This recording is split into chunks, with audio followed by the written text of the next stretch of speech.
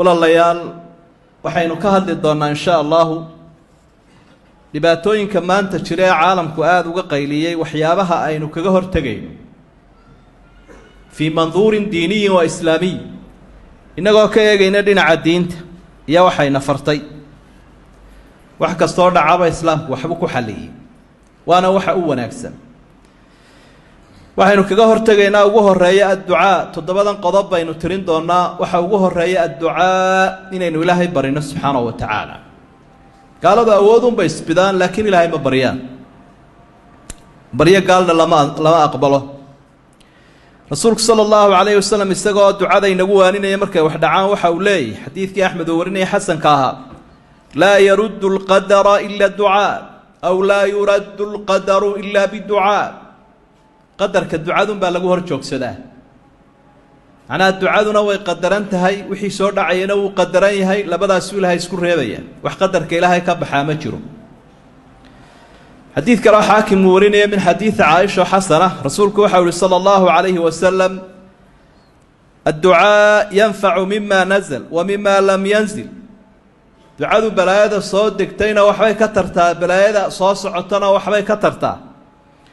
وإن الدعاء لا ينزل وإن البلاء لا ينزل فيلقاه الدعاء فيعتلجان إلى يوم القيامة بلا إذا صوصعت أي الدعاء إيه ربي بارك كهرتقا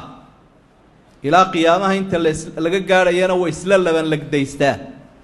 كهدي الدعاء حوق بدنته وكحوق بدنته أنت بلا يده وحينك كهرتقا ناس دعوين كاس ونبي نوتشي ده صلى الله عليه وسلم ducooyinku nabigu ina baray baa ugu fadli badan taasoo ilaahay uu baryayo wixii khayraha adoomuha ay haystaan inuu ilaahay u daayo wixii balaayana ka duwo Allahumma inna na'uudhu bika min zawali ni'matik ducooyinkii nabiga calayhi salaatu wassalaam ilaahay waxaanu ka magan galaynaa inaad nicmada naga qaado caafimaadkana aad naga qaado balaayadana aad nagu rido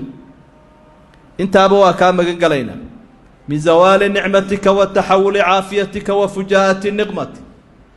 إله نعمة النودة وعافماتك النودة وبلايا كريس كان نقد القاد وحكود عيساني رسولك صلى الله عليه وسلم اللهم إنا نعوذ بك من البرص والجذام والجنون وسيء الأسقام والذا إيا برصت إيا عذرك الجذام كالله إلا إيا عذر هذا حنحنبا إله هو كان مجن قلينا كدعوين كوارد كرسول كسوء روريبة سرت حنبارس وحل بعض إنه كجهر تجينا الصدقة إنه داغض بحنو دد كنا وقت يدا لك الحريب وسارد دا كوب بدني يباهده قف ولبا وحي ودي بكراو بحيو سيدا سوينا برا النبي عليه الصلاة والسلام حديث بخاري مسلم كسوغان أيا وحو النبي وكعد مالنتي قرحة أي مدوات ودوا مصيبوين كده على عالم كيكسو كردها وحاولي فإذا رأيتم ذلك فادعوا الله وكبروا وصلوا وتصدقوا مركا رماها نو كلا ركتان ووين عالم كيكسو بيري ببلاوين كأه إلهي برية الله أكبر تبدية صلاة كذا صدقتنا بحية أنس بن مالك وحكينتي النبي صلى الله عليه وسلم رسولك وقعنتي سكت وبري وحول باكروا بالصدقة فإن البلاء لا يتخطى الصدقة بيهقي باورينا يوا أثر سقوي لك الله صدقة ولا دق بلايد وكما صوت الله بسطه صدقة وكما سود البودة ونجح إلهي وكتشوتشيو ولماذا وحي لين حتى قفك قال كألفتيس دينو إلهي كقد دفاعي ولا قفهمي كراه حديثك wuxuu nabigu xusay calayhi salaatu wassalaam laba malagin ay maalin walba soo degayaan oo mid waa ducayeel ducu la taagay allahumma a'di allahumma a'di munfiqan khalafan ilaahu ka wax bixiye bedel siibulay ka kalena habaar buu la taagay wuxuu leeyahay allahumma a'di mumsikan talaf ilaahu qofka wixiisa iska haysta talafsi talafku waa dhimasho xoolaha ka dhiman kara naftiisa dhiman karta ehelka ka dhimanaya waa habaar shan boqolna ha ahaato kunna ha ahaado koob shaahana ha ahaadee habaarka malaga inaynu wuxuun kaga fakanaa fiican waxa uu kaluu nabigu sheegay calayhi salaatu wasalaam cudurka laftiisu markuu yimaado waxyaabuu ilaahay ku qaaday inay ka mid tahay sadaqadu daawu mardaakum bisadaqa أثرك حسن كا أما حديث كا حسن كا أساس النبي كول صلى الله عليه وسلم دتكي نبوك كدوية صدقة مركا كهرتجي كدبتك لبضا بين الصدقة نقون كرتوك عدي حديث رسولك وحيابا إنه كهرتجي نوح كم إذا شكر النعمة والصبر على البلاء قفك أمو دبيا أمر يفبوها يستامرك برواقية خير هيست إنه إلهي أمهضنكم سبحانه وتعالى مدركي با إلهي نوشبي أبارتي وإنك إلاليي markaa waa inaynu ilaahay ugu mahadnaqnaa in badan rabbi subxaanahu wa tacaala lain shakartum laaziidannakum buu ilaahay ballan qaaday waid taadana rabbukum lain shakartum laaziidannakum ilaahay wuxuu ballan qaado ogeysiiyey haddii ay mahadnaqdaan waan kordhinaya caafimaadkaan kordhinaya xoolahaan kordhinaya roobkaan kordhinaya walain kafartum ina cadaabii la shadiid haddii nicmadaa ka gaalowdaan oo ku mahadnaqi weydaan cadaabkaygu wuu daray cadaabka cudurrada adaga caamkaaba ka mid ah waxa aynu kaga hortegaynaa ama ku waajahaynaa inaynu ka faa'iidaysanno wakhtiga faraha badan aynu haysanno alfaraaq dadkii waa la wada xareeyey soo maa maxay dadku yeelayaan miyay iska ciyaarayaan miyay majaajilaynayaan dad badan baa waxay ka dhigteenba cudurkan iyo waxan dhacay waxay ka xaraabaadsadaan ama ka riwaadsadaan qaar sida digaagadda u ciyayaad arkaysa qaar guryaha dhexdooda ku maadaynayaad arkaysa markaad eegta barahan bulshada iyo meelahan wax laga eego wakhti aada u fara badan buu qofkii helay oo laga yaabo inaanay isu helin isaga iyo ehelkiisa iyo ubadkiisu wakhtigaa waa in looga faa'iideeyaa maxaa adduun iyo aakhiraba dani noo ah sida loo cibaadaysanayo sida cilmiga loo kororsanayo sida aqoonta kor loogu qaadayo sida ubadka loo rabaynayo wakhtigaa dadku shaqooyinkii laga fasaxay waxbarashadii laga fasaxay waa nicmo qaali ah oo laga yaabo markaad mashquulsanayd inaanad haysanin talooyinku nabiguna siinayna wuxuu ahaa wa faraaqaka qabla shughlik wa sixataka qabla saqami intaan cudur kugu dhicin caafimaadka ka faa'iidayso intaanad mashquulin faraaqa iyo jaaniska ka faa'iidayso marka taasina nicmooyinka ka mid tahay wakhtiga in lagu buuxiyo wax qiimo badan oo ciyaarta laga daayo iyo riwaayadda iyo bilaa macnaha iyo haasaawaha iyo dembiga waxaynu kaga faa'iidaysanaynaa inaynu soonno bishan shacbaan oo nebi moxamed sala allahu calayhi wasalam uu soomi jiray soonkeeduna waxa uu ka mid yahay soomamka ugu fadli badan sunnayaasha أحاديث الصحيحين كوحي تلماما عائشة الله كان يصوم شعبان إلا قليلا إن يرمو يا نبي شعبان نبي محمد هو ذا سومجري وما رأيت أكثر صياما منه في شعبان بشو قصهم بدنا نبي محمد بلاها سنة كورنا مركا الله يسكت درى شعبان باهي رمضان مركا الله قرر أسامة بن زيد أصحابي قال لورنا يباوي دي النبي قوي حوري بشا صوم كأد بعض بديسا شعبانه maxaa ku soo kordhay wuxuu nabigu ku sababeeyay sallallahu alayhi wasallam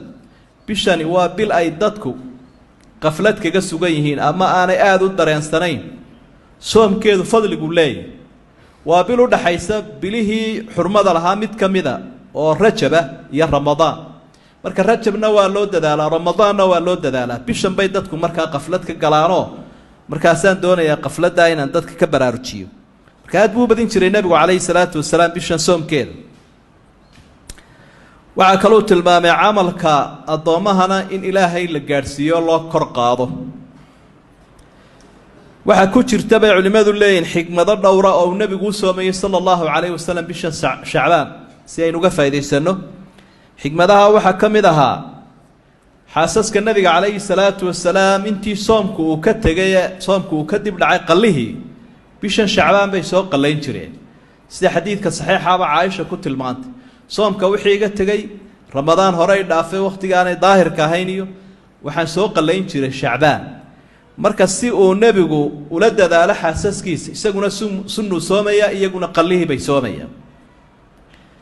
soomkaasi xigmadaha ku jira waxa kamid ahaa sida xadiidka hore Usaama uu soo sheegay si uu qafladda uga baraarujiyo nabigu iyo cibaadada ay warlaanta kaga sugnaanayaan xigmadaha waxa kamid ah sida xadiidkaasi uu cadeynayo waa waqti camalka iyo warbixinta malaa'iktu ilaahay ay gaarsiiyaan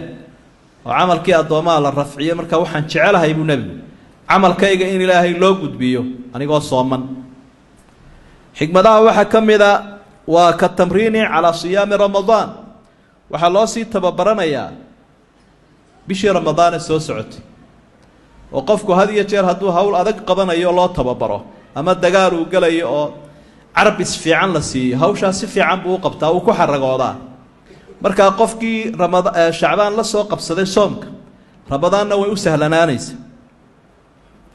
xikmadaha waxaa ka mida waa ixyaau sunnatin mahjuura sunno dadku ay ka tegeen oo lasoo noolaynayo nebi maxamedna sala allahu calayhi wasalam waxa uu xusay xadiidkii saxiixaa sunno dadku ay ka tegeen qofka soo nooleeya waxa uu leeyahay ciddii kaga dayatay ajrigooda intay heleen in la-eg waxaynu dhibaatooyinkan ku waajahaynaa biliimaani bilqadari waatawakuli cala allahi tacaala waxaynu rumaysannahay wixii dhacaaba inaanu iska dhicin laakiin qadar ilaahay uu ku yimi marka waa ku qanacsannahay qadarkaa ilaahay u qaadan waa inagu dhici maayo waxaad arkaysaa gaaladiioo fooqyada iska daadinaya qaarkoodoo isdilaya qaarkoodoo isgubaya qadarkaanay rumaysnayn ilaahayna waynu tala saaranaynaa subxaanahu wa tacaala labada arrimoodba ilaahay aayaddan buu ku wada tilmaamay xayثu qaal qul lan yusiibanaa ilaa maa kataba allahu lana huwa mawlaana wacala allahi falyatawakal ilmu'minuun waxaana soo gaarhi kara uun wuxuu ilaahay noo qadaray dadka alla yaqaankiina ee ilaahay rumaysanna allaha tala saartaan oo arrimahooda ilaahay u dhiibtaan waxaynu kaga hortegaynaa arujuucu waatadarucu ila allahi tacaala wax kastaoo dhaca ilaahay wuxuu inaga doonayaa inaynu soo noqonaynu baraarugno dadku xumaantiibay ku libdheenay ku fogaadeen marka waxaa loo baraarujinayaa inay dib u soo laabtaan ay baraarugaan ka gaalkii toobadkeenu islaamo ka caasigii ilaahay caabuda subxaanahu wa tacaala kii xumaanta ku jira ee uu ka baxo dahara alfasaadu fi lbari waalbaxr bima kasabat aydi nnaasi liyudiiqahum bacdu aladii camiluu lacallahum yarjicuun badi iyo berriba balaaya isu baxday baa ilaahay dembigay dadku galeen ayaa waxaa ka yimi cudurrada iyo cabsida iyo cidhiidhiga badane dadka haysta iyo busaaradda wax alla waxaa haystoo dhammi balaayada ay dadku sameeyeen iyo macsiyadu ka dhashay baa ilaahay marka ilaahayna dhibkaa wuxuu ugu ridayaa lacallahum yarjicuun si ay u soo noqdaan oo ay u toobad keenaan